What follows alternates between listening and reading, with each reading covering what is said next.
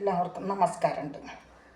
അപ്പം ഞാൻ ഗൾഫ് ജീവിതത്തിനെ കുറിച്ച് പറയുന്നത് കേട്ടോ. അപ്പം ഞാൻ ആദ്യമായിട്ട് ഖത്തറിലാണ് പോയി കേട്ടോ. ഖത്തറിൽ പോയിട്ട് അപ്പം എനിക്ക് ഭാഷ അറിയില്ലല്ലോ. അവിടെ ചെന്നിട്ട് ഒരു 16ാമത്തെ ദിവസം ഖത്തറികളല്ല, അവർ ഈജിപ്തുകാരാണ്. അപ്പം അവരെ നാട്ടിലേക്ക് പോകുക കേട്ടോ. അപ്പം എന്നോട് പറഞ്ഞു ലൈലാനെ നാട്ടിൽ കൊണ്ടുപോകാമെന്ന് പറഞ്ഞു. അപ്പോൾ എനിക്കിഷ്ടമല്ല പോകാനായിട്ട്, ഭാഷ അറിയില്ലല്ലോ. അപ്പം എൻ്റെ സ്പോൺസർ അറബിയാണ്. ആളോട് അവർ വിളിച്ച് ചോദിച്ചപ്പോൾ പറഞ്ഞു കൊണ്ടുകൊള്ളാൻ പറഞ്ഞു. അപ്പോൾ എന്നോട് ഒരു മലയാളി അറബി ഭാഷയിൽ സംസാരിച്ചിട്ട് മലയാളി എന്നോട് ചോദിച്ചു പോകാൻ ഇഷ്ടമാണോ എന്ന് ചോദിച്ചു. അപ്പം ഞാൻ പറഞ്ഞു എനിക്ക് പോകാൻ ഇഷ്ടമില്ല എന്ന് പറഞ്ഞു. അപ്പോൾ പറഞ്ഞു അല്ല പൊക്കോ, നാടൊക്കെ കാണാമല്ലോ, ഈജിപ്റ്റ് നല്ല രസമായ നാടാണ്, നാടൊക്കെ കാണാം, പോയിക്കോളാൻ പറഞ്ഞു. അങ്ങനെ ശരിയെന്ന് പറഞ്ഞ് സമ്മതം മൂളി. അപ്പോൾ 16ാമത്തെ ദിവസം ഞങ്ങൾ പോവുക. അപ്പോൾ കാറ് വഴി പോണത്. അപ്പോൾ വീട്ടിൽ നിന്ന് കൊണ്ടുപോകണത് എന്തിട്ടാന്നാ കുബൂസ്, മുട്ട പുഴുങ്ങിയിട്ട് ഓരോ പീസും.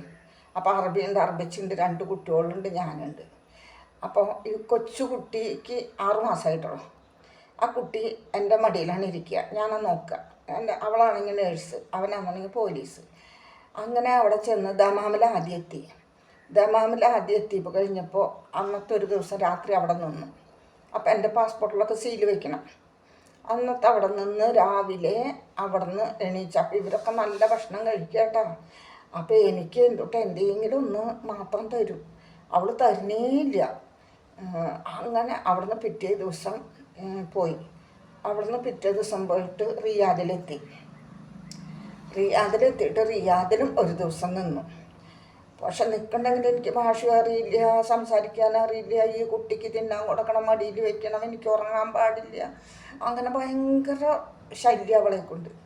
റിയാദിൽ ചെന്നിട്ട് റിയാദിൽ നിന്ന് പിറ്റേ ദിവസം അവിടെ നിന്ന് കയറി. പിന്നെ ചെന്നത് ബഹ്റൈനിൽ ചെന്നു. അവിടെയും ഒരു ദിവസം നിന്നു. പിറ്റേ ദിവസം ഇതുപോലെ തന്നെ ഭക്ഷണങ്ങളും ഇല്ല, കഷ്ടത്തിലാക്കുക, ഭാഷ അറിയില്ല. അപ്പം ഞാൻ കുട്ടിക്ക് തൈരാണ് കൊടുക്കുക, പുളിയില്ലാത്ത തൈര്. കുട്ടിയാണെങ്കിൽ വയറിനറിയുന്നത് അറിയാണ്ട് കഴിക്കുക. അപ്പം എനിക്കറിയില്ല. അപ്പോൾ കുട്ടി മതിയാവണ വരെ ഞാൻ കൊടുത്തുകൊണ്ടിരിക്കുക. അങ്ങനെ കൊടുത്ത് കുട്ടിയെ ഛർദ്ദിച്ചു. അപ്പം ഈ അറബിച്ച് എൻ്റെ തലേമല ഒറ്റടി എന്തുട്ട കാണിച്ചിട്ട് കുട്ടിക്ക് കൊടുക്കണേന്ന് ചോദിച്ചിട്ട്. എനിക്കാണെങ്കിൽ ഇവർ ഭക്ഷണം ശരിക്കും തരാണ്ടുള്ള ക്ഷീണവും, ഉറങ്ങാൻ പാടില്ല. ഇവരെ വണ്ടിയൊക്കെ ഒതുക്കി എവിടെയെങ്കിലും ഇട്ടിട്ട് ഇവർ കിടന്ന് സുഖമായിട്ട് ഉറങ്ങും, ഞാൻ കുട്ടീനെ മടിയിൽ വെച്ചിരിക്കണം. അങ്ങനെ ബഹ്റൈനിൽ പോയി കഴിഞ്ഞിട്ട് പിന്നെ ചെന്ന് എത്തിയിട്ടുള്ളത് ദെർശലേമിലാട്ടോ. അവിടെ ചെന്ന് ഒരു ദിവസം അവിടെയും നിന്നു. പിറ്റേ ദിവസം അവിടെ നിന്നും രാവിലെ പോയി. എന്നിട്ട് രാവിലെ പോയിട്ട് പിന്നെ ചെന്നത് കൊറിയയിൽ ചെന്നു.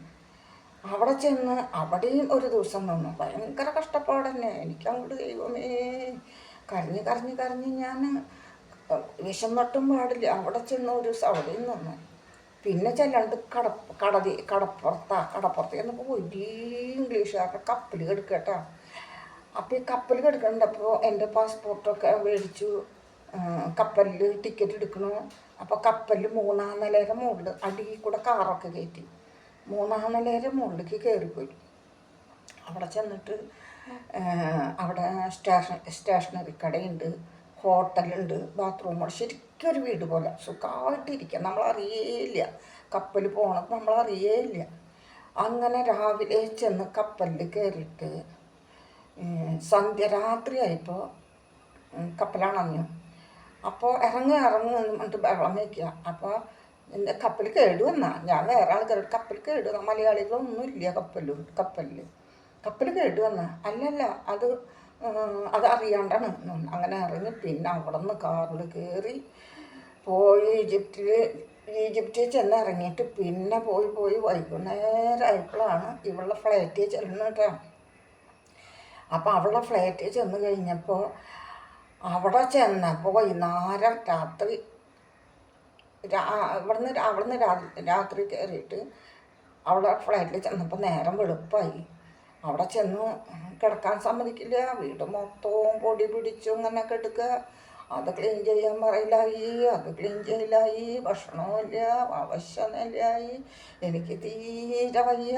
എനിക്കിപ്പോൾ ഞാനെന്ത് എന്നൊന്നും പറയാനും പറ്റില്ല, ഭാഷ അറിയില്ല. അറബിക്ക് ഇത്തിരി സ്നേഹമുണ്ട്, പക്ഷെ അവൾക്കത് കണ്ടുകൂടാ. അവൾ ഈ പറഞ്ഞ മാതിരി സാധനം. എന്നിട്ട് അങ്ങനെ അവിടെ നിൽക്കുക. ഇവർ രാത്രി 1 മണിക്കൊക്കെ എടുക്കുക. അവർ 10 മണി 12 മണിയാകുമ്പോൾ എണീക്കുക. ഞാൻ 1 മണിക്ക് കിടക്കുക. രാവിലെ 5 മണി 6 മണിയാകുമ്പോൾ എണീക്കുക. എണീച്ച് കഴിഞ്ഞ് ക്ലീനിങ്ങും അത് ഇതും കുട്ടീനെ നോക്കലും അങ്ങനെ. പിന്നെ രാവിലത്തെ ഭക്ഷണം ബ്രേക്ക്ഫാസ്റ്റ് കഴിക്കുക എപ്പോഴാണെന്നറിയോ? ഉച്ചയ്ക്ക് 1 മണിക്ക്.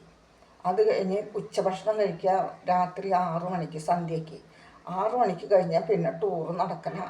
ടൂറ് നടക്കുമ്പോൾ ഇവരുടേതായ എല്ലാവരും കൂടുന്ന ഒരു പാർക്ക് പോലെ സ്ഥലമുണ്ട്. അവിടെ ചെന്ന് ആണുങ്ങളും പെണ്ണുങ്ങളൊക്കെ ഡാൻസ് കളിക്കലും എന്നെയും വലിച്ചഴിച്ച് അതിൽ കളിപ്പിക്കുക. കുട്ടീനെ കൊണ്ട് നടക്കണം. പിന്നെ അവിടുന്ന് പിന്നെ പുലർച്ചയ്ക്ക് വരിക, പിന്നെ കിടന്നുറങ്ങുക, രാവിലെ എണീക്കുക. കടപ്പുറത്ത് കൊണ്ടുപോകും. കടപ്പുറത്ത് കൊണ്ടുപോയാലും ഞാൻ ആരോടും മിണ്ടാനൊന്നും പാടില്ല. മലയാളികളൊന്നും ഇല്ല. ഞാനിങ്ങനെ നടക്കുക, ഈ കുട്ടീനെയും കൊണ്ട് ഇങ്ങനെ നടക്കുക. ഇവിടെ ചീത്ത വിളിക്കുക, ഇവിടേക്ക് ദേഷ്യം വരുമ്പോൾ അടിക്കുക. അങ്ങനെ ഈജിപ്തിൽ ചെന്ന് ഞാൻ 2 മാസം കഴിച്ചു കൂട്ടിയത് എനിക്കറിയുള്ളൂ.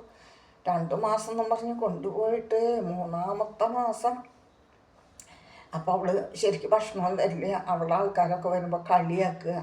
അവിടെ ചെന്നിട്ട് അവളുടെ അമ്മ മാർക്കറ്റിൽ കൊണ്ടുപോയി അവരുടെ മാർക്കറ്റ് കാണിച്ചു തന്നു. ട്രെയിനിൽ കയറിയിട്ട് നമ്മൾ ബസ് പോയിട്ട് ഓരോ സ്റ്റോപ്പിൽ ഇറക്കണ മാതിരി ട്രെയിനിൽ കയറിയിട്ട് ഓരോ സ്റ്റോപ്പിൽ ഇറങ്ങി മാർക്കറ്റിൽ കൊണ്ടുപോയി. അപ്പോൾ താറാവ്, കോഴി, മീൻ ഒക്കെ ഇങ്ങനെ പിടയ്ക്കണ സാധനങ്ങളാട്ടാ. അത് മേടിക്കുക, വീട്ടിൽ കൊണ്ടുവരിക. അവർ നെയ്ച്ചോറ് പോലെ വയ്ക്കുക, കോഴീനെ പൊരിക്കുക. നമുക്ക് തരില്ല. ഇവൾ പറയും കൊടുക്കണ്ട എന്നിട്ട് ഇവരെ തീറ്റയൊക്കെ കഴിഞ്ഞ് അയച്ചിലൊക്കെ ആയിട്ട് വരല ശേഖരം അങ്ങനെ തരും. അവരെ തള്ളയ്ക്ക് സ്നേഹമുണ്ട്, പക്ഷേ ഇവൾ സമ്മതിക്കില്ല. അപ്പം അങ്ങനെ 3 മാസം ഞാൻ അവിടെ ഈജിപ്തിൽ നിന്നു. ആ ഈജിപ്തിൽ നിന്ന് കഴിഞ്ഞ് പോരാന്ന് കേട്ടപ്പോൾ സന്തോഷമായി. അപ്പോൾ അവൾ പറയുക, ഇപ്പോഴൊന്നും പോവില്ല. അപ്പോൾ നമുക്ക് ലെറ്റർ അയക്കാൻ സമ്മതിക്കില്ല, ആർക്കും ഫോൺ ചെയ്യാൻ സമ്മതിക്കില്ല. അങ്ങനെ ഒരു 3 മാസം കഷ്ടത്തിലായിട്ടാണ് അവിടെ ചെന്നിട്ട്. അപ്പം ഞാൻ ആദ്യമായിട്ട് ചെന്ന അറബിയിലുള്ള കഥയാണ് ഞാൻ ഈ പറയണത് കേട്ടോ. ഇനി ഞാൻ അടുത്ത എപ്പിസോഡിൽ പറയാം കേട്ടോ. ഓക്കെ. പിന്നെ ഞാൻ ഈ ചാനൽ തുടങ്ങുന്നത് ഞാൻ പറഞ്ഞില്ലേ, എനിക്ക് ചാറ്റിക്ക് വേണ്ടിയിട്ടാട്ടോ. അവിടെ ഓരോ വൃദ്ധമന്ദിരത്തിലും പാവങ്ങൾ കെടുക്കണുണ്ടോ നമ്മൾ സഹിക്കില്ല. ചാറ്റിക്ക് വേണ്ടിയിട്ടാണ്. അപ്പോൾ എനിക്കിഷ്ടം പോലെ യൂട്യൂബർമാർ സബ്സ്ക്രൈബ് ചെയ്തിട്ടുണ്ട്. അവർക്കെല്ലാവർക്കും നന്ദിയുണ്ട്. അവർക്കെല്ലാം ഞാൻ ചെയ്തിട്ടുണ്ട്. ഇനിയും എനിക്ക് ആരെങ്കിലും ചെയ്യാനുണ്ടെങ്കിൽ ഒക്കെ ചെയ്തോളൂ കേട്ടോ. ഞാൻ ഷോർട്ട് ഇടുന്നുണ്ട്, ലൈവ് ഇടുന്നുണ്ട്, ഒക്കെ എനിക്ക് ചെയ്തോളൂ കേട്ടോ. ഓക്കെ. പിന്നെ നന്ദി, നമസ്കാരം. വലൈക്കും അസ്സലാം.